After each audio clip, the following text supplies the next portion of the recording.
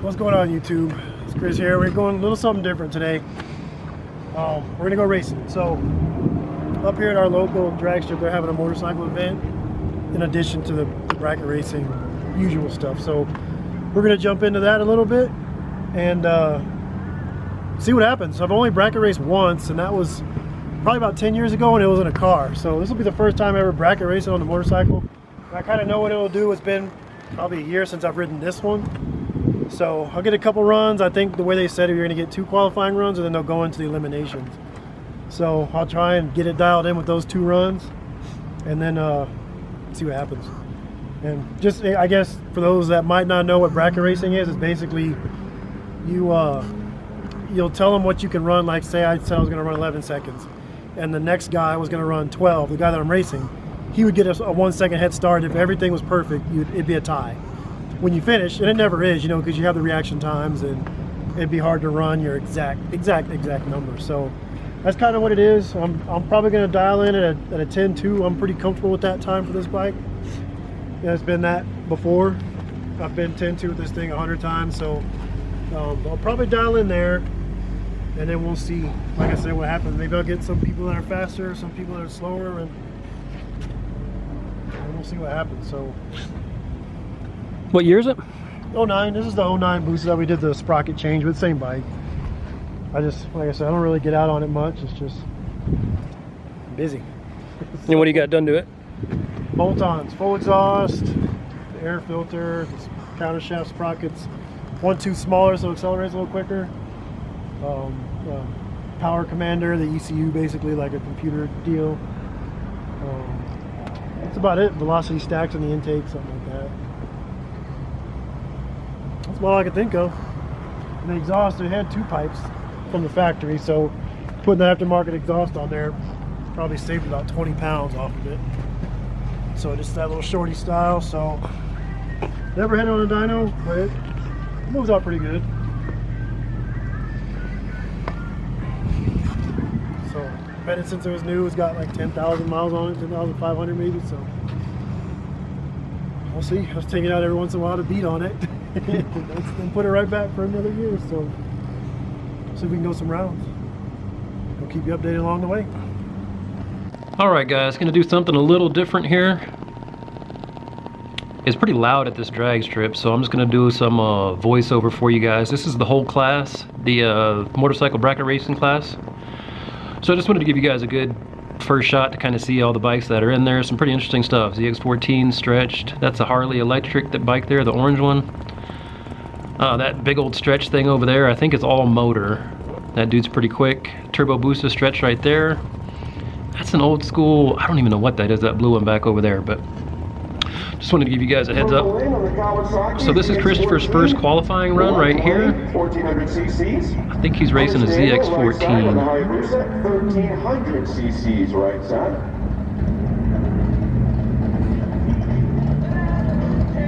Sportsman category, second call.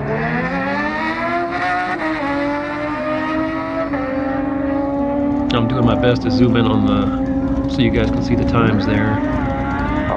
That was a 1073. Not too bad for the first run, but he definitely can go faster than that. Alright, so this is his second qualifying run, or shakedown, I guess you could say. This is just, those first 2 runs are just so you can get an idea of what time you're going to run, so you can turn in your dial in. Alex Alcala, live wire Alex on the left lane there, the electric Harley. Man, we got some cool bikes out here. Good stuff. Thomas Beal, our other road glide. You know what it is. Chris Daniel on the left.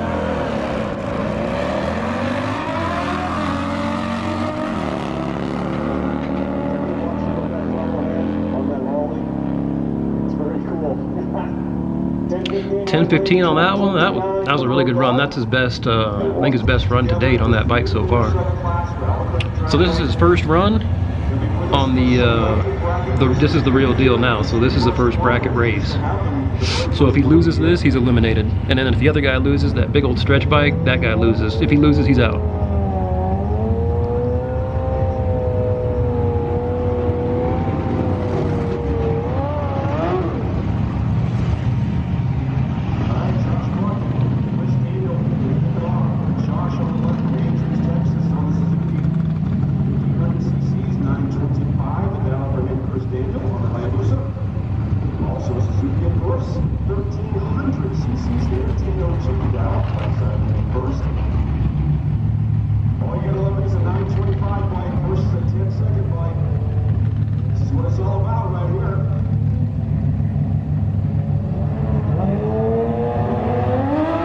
I believe that the guy on that big stretch bike was about a second quicker than Chris, so that's why Christopher gets that 1 second head start, basically. So yeah, that lost on that one. There's an issue with Christopher's dial-in. I think they got it wrong. So this is basically the second round, and Christopher was able to buy back. He'll explain that a little better towards the end of the video here. So he didn't get eliminated because you can basically buy yourself back a chance after the first round. I think it's like 30 bucks or something.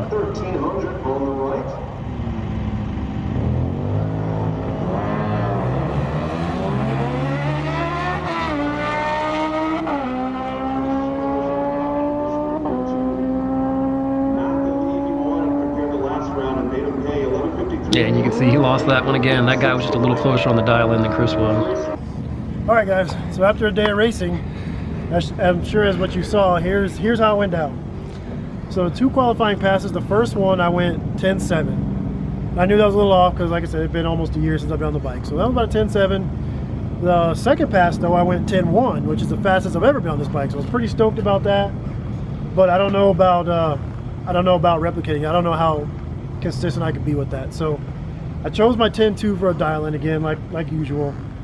And first round, what you do is you go up there and the guy will pair you up with somebody, tell you what lane to go into, and then you tell him your dial-in. So I told him 10.2, and he said 10.002. I was like, no, 10.2, 10.20. He's like, okay, they got it.